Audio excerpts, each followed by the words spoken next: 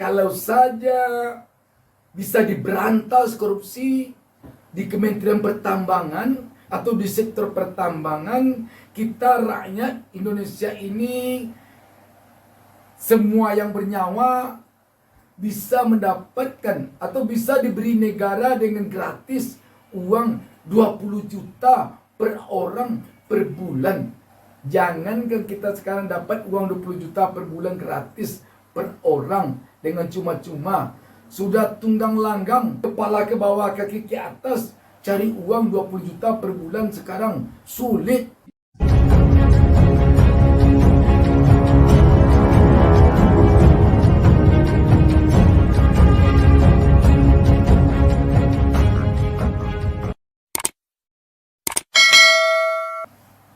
Assalamualaikum warahmatullahi wabarakatuh. Kita berjumpa lagi dan mengawali pertemuan kita ini, saya dari keluarga besar Bustami Narda Official mengucapkan selamat menunaikan ibadah puasa 1444 Hijriah. Mohon maaf lahir dan batin. Sahabat BN, bicara tentang korupsi memang merupakan pembicaraan tentang sebuah penyakit bangsa dan negara yang sungguh sangat-sangat menakutkan. Karena demikian menakutkan, maka sebelum kita bahas lebih jauh, saya akan bacakan satu berita yang saya yakin sahabat pemirsa akan tertarik dengan pemberitaan ini dan juga sekaligus akan merasa ngeri dengan pemberitaan ini. Kompas.com memberitakan di bawah judul Mahfud .2, gilanya korupsi di negara ini menoleh kemana saja ada. Berita ini tanggal 21 Maret 2023. Jakarta, Kompas.com. Menteri Koordinator Bidang Politik Hukum dan Keamanan Menko Polhukam Mahfud MD menyebutkan bahwa korupsi di Indonesia terjadi di beberapa sektor.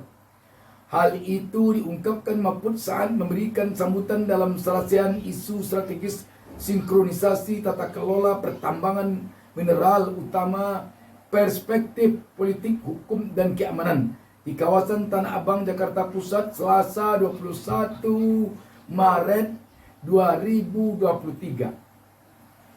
Saudara bayangkan berapa besar korupsi dunia pertambangan ini.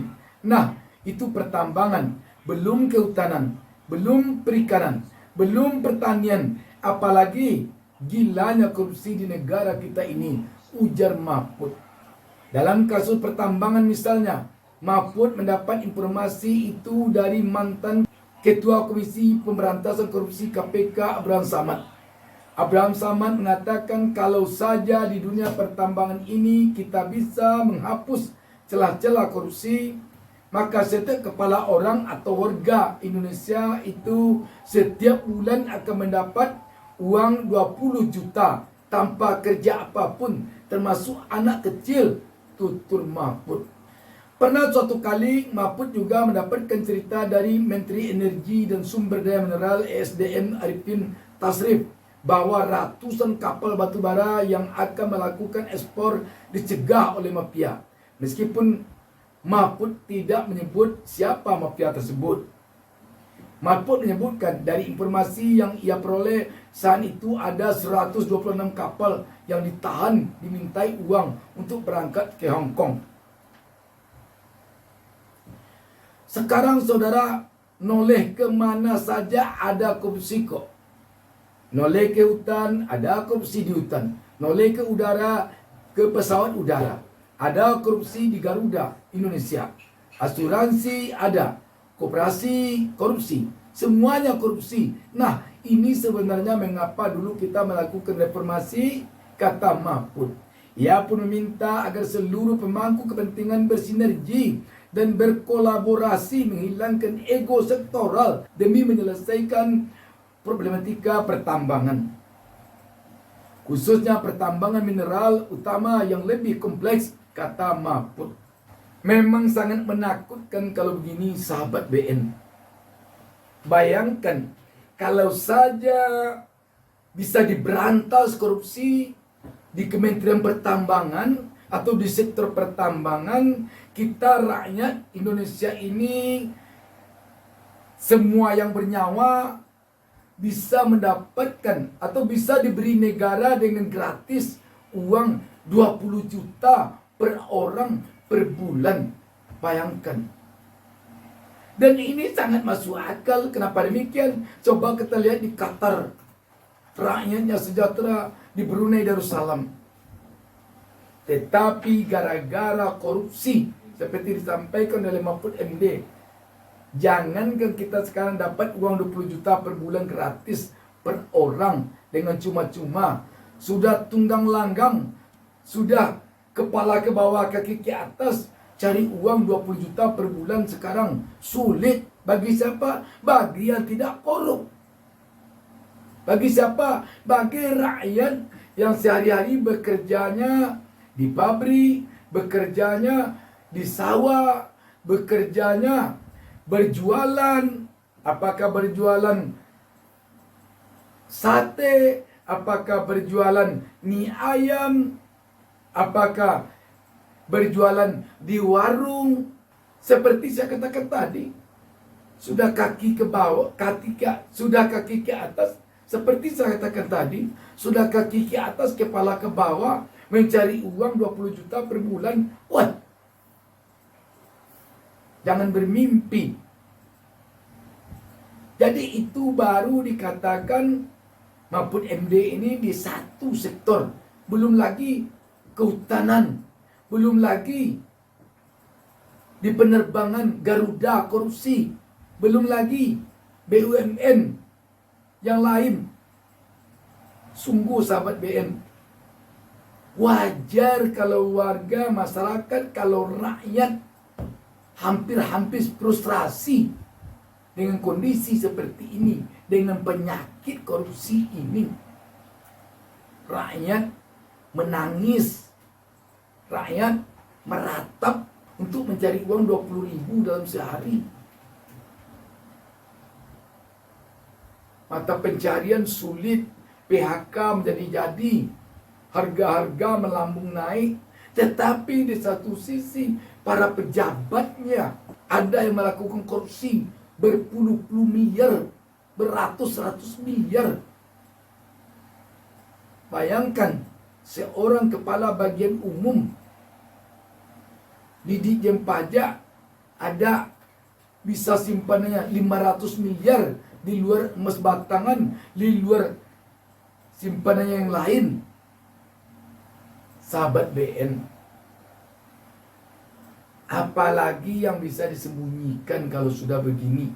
Ini Menko Polhukam, ini yang bicara, beliau ini orang akademisi.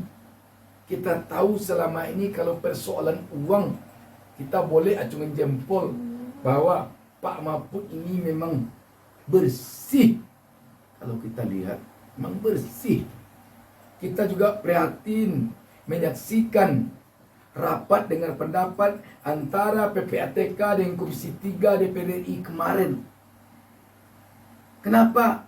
Karena di samping anggota DPR RI di Komisi 3 mencecar habis-habisan kepala PPATK karena tersebarnya dana 300 triliun lebih itu ke publik. Kelihatannya anggota DPR marah.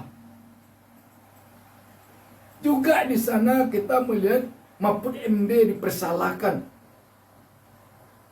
Kalau sudah begini sakitnya, mohon maaf kalau rakyat mungkin tidak bisa menyalahkan Mahfud MD. Kalau tidak dibongkar ke publik penyakit seperti ini, bagaimana? Rasa malu, rasa berdosa karena mencuri uang rakyatnya tidak mempan lagi. Kalau hanya diharapkan kepada mereka-mereka pencuri uang itu, kalau diharapkan kepada mereka bahwa mereka akan merasa berdosa, dengan merasa berdosa mereka tidak mencuri, tidak bisa diharapkan ke sana lagi.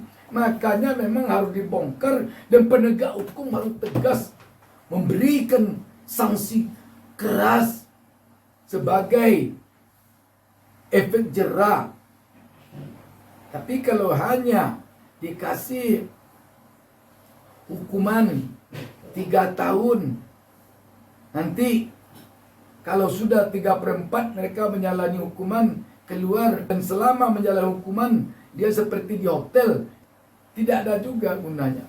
Dan kalau melihat kepada apa yang disampaikan maupun MD ini, di mana sekarang yang tidak ada korupsi lagi di birokrasi negara kita ini? Di mana kita selama ini mencari keadilan ke pengadilan? Tentu diharapkan pengadilan itu betul-betul bersih. Coba lihat sekarang apa yang terjadi di Mahkamah Agung, ditangkap oleh KPK karena korupsi. Jadi penyakit korupsi ini di negara kita memang sudah benar-benar akut.